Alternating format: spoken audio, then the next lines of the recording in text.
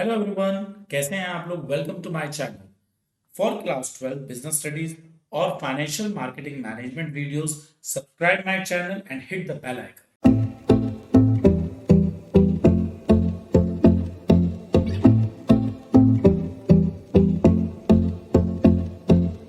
आज हम लोग प्लानिंग का लेक्चर नंबर 3 करने जा रहे हैं। आज के लेक्चर में हमारा प्रोसेस है और ये एक बहुत ही इंपॉर्टेंट टॉपिक है। पिछले कुछ सालों से एक नया ट्रेंड चलने लगा है कि प्रोसेस आपसे पूरा ना पूछ के किसी भी केस स्टडी में इसके कोई भी इन बिटवीन हेडिंग्स पूछे जा सकते हैं, या आपको यह भी बताया जा सकता है कि आप प्रोसेस के फर्स्ट 3 हेडिंग्स लिखें या लास्ट 3 हेडिंग्स लिखें। तो आपके लिए यह मैंडेटरी है कि आप इस प्रोसेस का हर एक हेडिंग ऑर्डर में लर्न करें। Explain the process of planning. Planning is a critical aspect of management. ये अब तक के लेक्चर में हम लोग सब समझ चुके हैं कि किसी भी ऑर्गेनाइजेशन की सक्सेस के लिए प्लानिंग बहुत इंपॉर्टेंट चीज है। बिना प्लानिंग के कोई भी ऑर्गेनाइजेशन अपने सक्सेस को इजीली अचीव नहीं कर सकता। That involve making decision. Planning में हम लोग डिसीजन लेते हैं in advance regarding what to do and how to do, और हम ये भी देखते हैं कि किस काम को किया जाना है और उस काम को कैसे किया जाएगा। This process entitled a series of logical steps. Remember, process जो होता है हमेशा series of steps होता है। तो अगर आप देखिए प्लानिंग के प्रोसेस में ये टोटल 7 स्टेप हैं। आपको ये सातों के सातों स्टेप ऑर्डर में लर्न करने हैं। That manager must follow to create effective plan for their organisation. अब अगर मैनेजर ये चाहता है कि जो उसकी प्लानिंग है बहुत इफेक्टिव हो, तो उसे प्लानिंग के सातों प्रोसेस सातों के सातों स्टेप्स प्रॉपर में ऑर्डर में करने होंगे। That manager must follow to create effective plan for their organisation. अगर मैनेजर ये चाहता है कि जो भी उसने प्लानिंग करी है वो उसके ऑर्गेनाइजेशन में इफेक्टिवली प्रैक्टिकल शेप में आए, इंप्लीमेंट हो, तो उसे प्लानिंग के ये सातों के सातों स्टेप्स ऑर्डर में करने होंगे। तो प्लानिंग प्रोसेस में सबसे पहले स्टेप है सेटिंग ऑब्जेक्टिव। देखो, आप किसी भी चीज का प्लान करते हो तो प्लान करने से पहले आप टारगेट तो सेट करेंगे। आप प्लान कर रहे हैं टूर पे जाना, तो आपका टारगेट है टूर पर जाना, तभी तो आप उसकी प्लानिंग करेंगे। आपका टारगेट है 95+ % लेकर आना बोर्ड एग्जाम में, तभी तो आप आगे प्लानिंग करेंगे। तो किसी भी प्लानिंग को स्टार्ट करने से पहले आपका सबसे पहले टारगेट सेट होना बहुत जरूरी है। Imagine a retail company setting an objective to increase annual sale by 20%। एक रिटेल कंपनी है जिसका मेन टारगेट है कि हर साल 20% से sale rise. This objective provide a clear target for the entire organization. अब ये जो एंटायर ऑर्गेनाइजेशन के लिए एक टारगेट है वो बहुत ही क्लियर है। पूरे ऑर्गेनाइजेशन को पता है कि हर साल हमें 20% की सेल राइज करनी है। Setting objective is the first step in the planning process. अगर आप ये देखें, ये टोटल 7 स्टेप है, उसमें सेटिंग ऑब्जेक्टिव मतलब टारगेट को सेट करना किसी भी मैनेजर का सबसे पहला स्टेप है। Setting objective is essential because it defines the purpose and goal of an organization. जब आप किसी भी टारगेट का ऑब्जेक्टिव सेट करते हैं तो ये जो चीज है कहीं ना कहीं ऑर्गेनाइजेशन के पर्पस, उसके गोल को बताती है।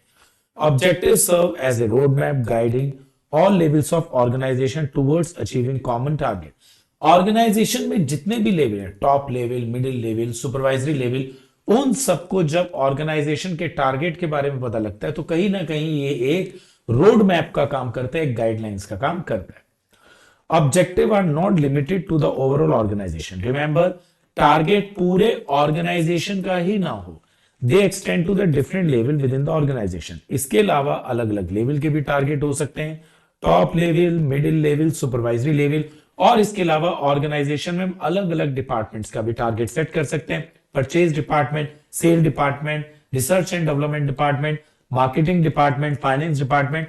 तो टारगेट जो है पूरे ऑर्गेनाइजेशन का हो सकता है, सभी लेवल्स का हो सकता है, और इसके अलावा सभी डिपार्टमेंट्स का हो सकता है। Now the second is developing premises. देखो, हम जब भी कोई प्लान करते हैं तो हम फ्यूचर को लेके कुछ अजम्पशंस करते हैं। फॉर एन एग्जांपल, आप लोग अब 12th की तैयारी कर रहे हैं, बोर्ड एग्जाम की तैयारी कर रहे हैं, तो आपके माइंड में कुछ अजम्पशंस होंगी। पेपर टफ आया तो, पेपर आसान आया तो, या एग्जाम डेज में हमारी तैयारी प्रॉपर नहीं हो पाई तो ये जो हमारे फ्यूचर अजम्पशंस होते हैं इसको हम लोग बोलते हैं premises. In the financial industry, premises में include assumptions about future interest. अब कोई फाइनेंशियल इंडस्ट्री है, हम कह सकते हैं बैंक्स वगैरह, उनकी फ्यूचर को लेके जो प्रीमिसेस है वो है, हो सकता है फ्यूचर में इंटरेस्ट रेट में कोई वेरिएशन आए, कंट्री की इकोनॉमिक ग्रोथ में कोई वेरिएशन आए, और मार्केट में इन्फ्लेशन में भी चेंज आ सकता है। A retail business use sale forecasting, ऐसे ही एक रिटेल बिजनेस है वो सेल की फोरकास्टिंग कर रहा है। एस्टिमेट फ्यूचर डिमांड, वो ये एक्सपेक्ट कर रहा है फ्यूचर में डिमांड बढ़ सकती है या किसी सिचुएशन की वजह से कम भी हो सकती है for specific product. Helping with inventory management, और वो ये भी सोच रहा है कि फ्यूचर में मैं अपने स्टॉक को कैसे मैनेज करूं एंड प्रोडक्शन की किस तरीके से प्लानिंग करूं। Developing premises is a critical step in planning process. अब फ्यूचर को लेके अजम्पशन करना ये बहुत ही क्रिटिकल एस्पेक्ट है, क्योंकि फ्यूचर अनप्रिडिक्टेबल है, नो वन नोज क्या हो, बट स्टिल आप अपने माइंड में कोई ना कोई उसका एक थॉट लेकर पहले से ही प्लानिंग कर रहे हैं।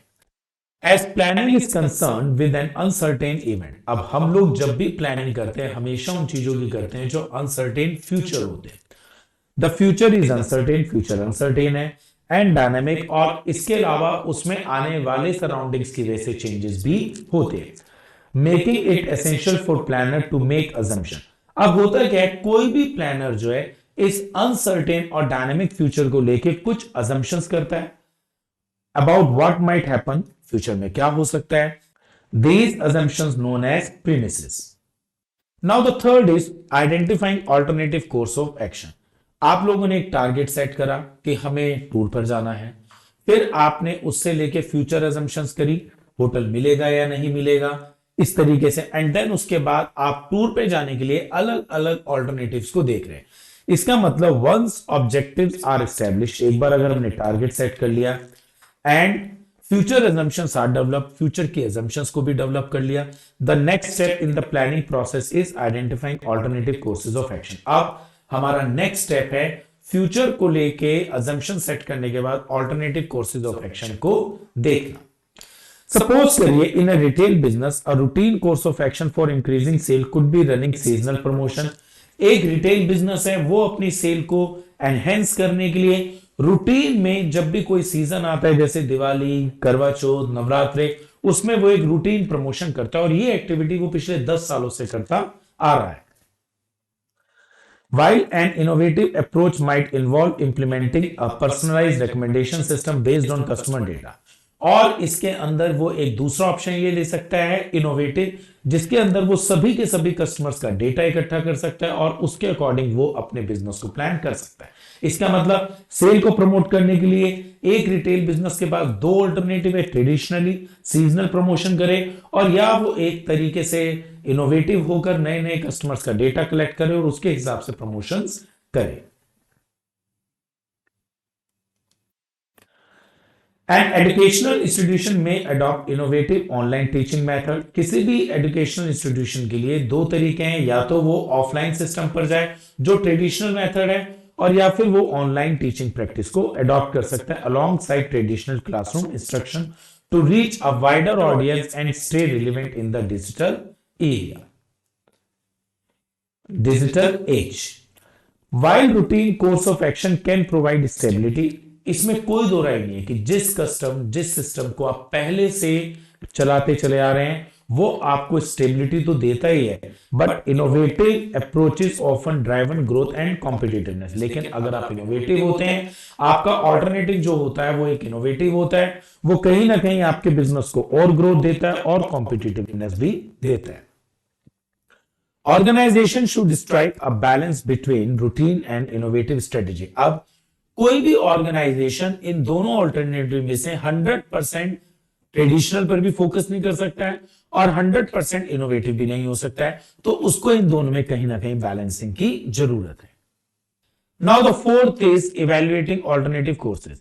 हमने सबसे पहले टारगेट सेट करा, उसके बाद फ्यूचर्स की अजम्पशंस ली, देन उसके बाद हमने देखा कि हमारे पास कौन कौन से ऑप्शंस हैं। अब जितने भी हमारे पास ऑप्शंस हैं, हम उन ऑप्शंस ऑल्टरनेटिव्स के प्रॉन्स एंड कॉन्स, मतलब एडवांटेज और डिसएडवांटेज दोनों की स्टडी करेंगे और इसके बाद हम लोग फाइनल डिसीजन लेंगे।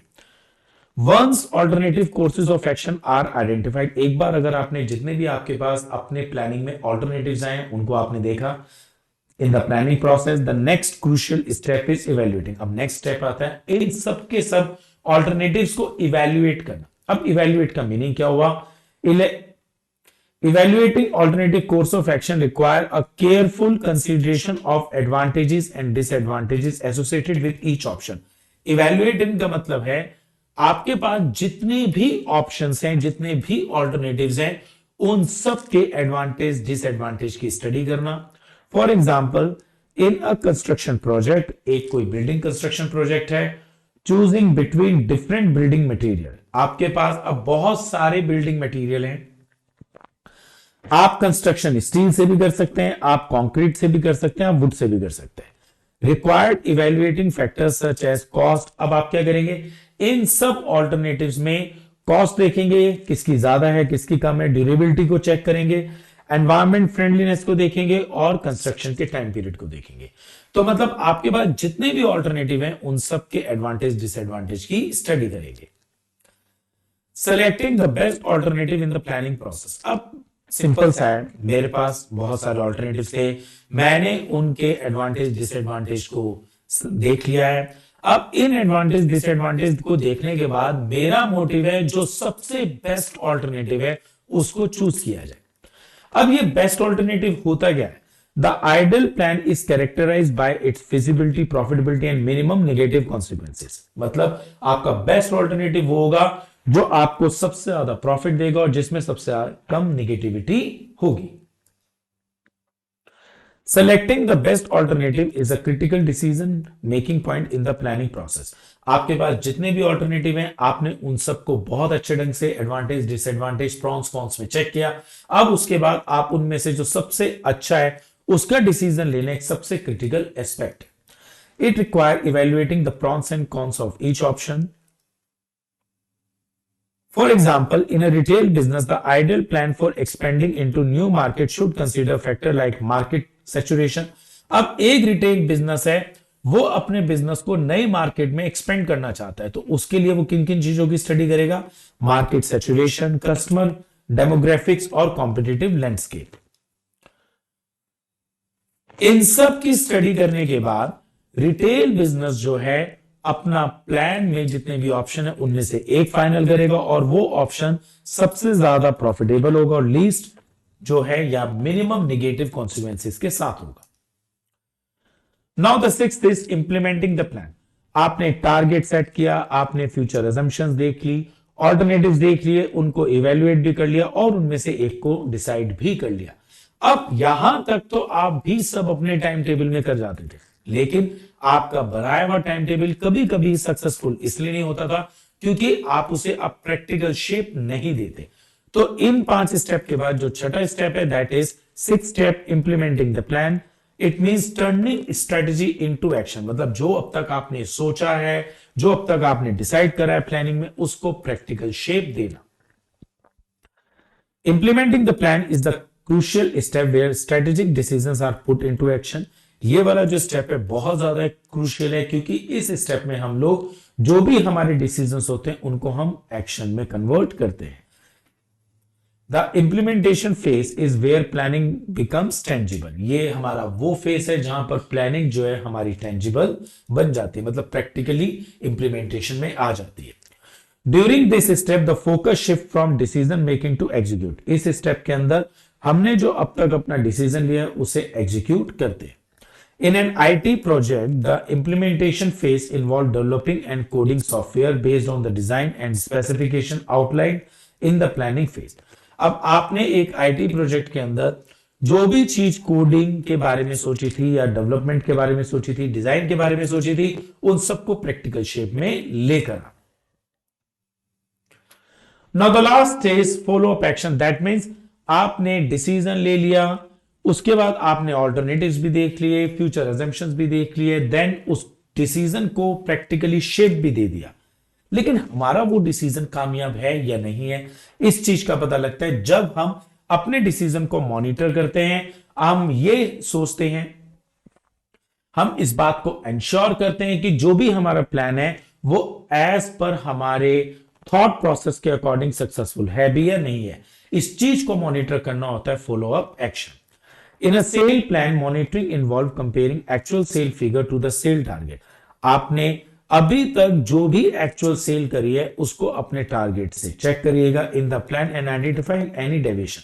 और अगर आपको एक्चुअल सेल और टारगेट सेल में कोई भी डिफरेंस नजर आता है तो इसके लिए डेविएशन जो है उनके लिए करेक्टिव एक्शन लेना। Follow up action ensure that plans are not merely created but also put into practice. Follow up का मतलब होता है कि सिर्फ आपने अब तक प्लानिंग सोची ही नहीं है बल्कि आपने उसे प्रैक्टिस में भी लेकर आए। It helps verify that activities are carried out according to the plan. Monitor करने से हमें यह एडवांटेज मिलता है कि हमें यह पता लग जाता है कि जो भी हमारी एक्टिविटीज है वो एज पर प्लान है भी या नहीं है। They involve tracking the progress of A plan. आप अपने प्लान के प्रोग्रेस को ट्रैक करते हैं फॉलो अप एक्शन के अंदर। इवेल्युएट परफॉर्मेंस, परफॉर्मेंस को चेक करते हैं, उसको इवेल्युएट करते हैं, ऑब्जेक्टिव्स को इवेल्युएट करते हैं और इसके लिए अगर कहीं भी मेजर या माइनर एडजस्टमेंट्स की जरूरत होती है उसे भी इंप्लीमेंटेशन पर लेकर आते हैं। So this is a planning process. आप इसके सारे के सारे हेडिंग्स इन ऑर्डर याद करिएगा। जैसा मैंने लेक्चर के शुरू में बताया था, अब आपसे यह भी पूछा जाता है फर्स्ट 3 हेडिंग्स कौन से हैं, लास्ट 3 हेडिंग्स कौन से हैं, या इवेल्युएटिंग ऑल्टरनेटिव कोर्सेज के बाद कौन से 2 हेडिंग्स आएंगे। तो इस तरीके से आपके पास इन 7 हेडिंग्स के इन बिटवीन क्वेश्चंस पूछे जाते हैं। अब ये जो चैप्टर है हमारा सिर्फ एक लास्ट लेक्चर के अंदर खत्म हो जाएगा, that is part 4। Till then goodbye. As I always says, पढ़ाई कभी भी मुश्किल नहीं होती, सिर्फ उसे आसान बनाना पड़ता है। आप स्क्रीनशॉट लीजिएगा, रेगुलर इनको रिवाइज करिएगा, पढ़ाई बहुत आसान हो जाएगी। Thank you.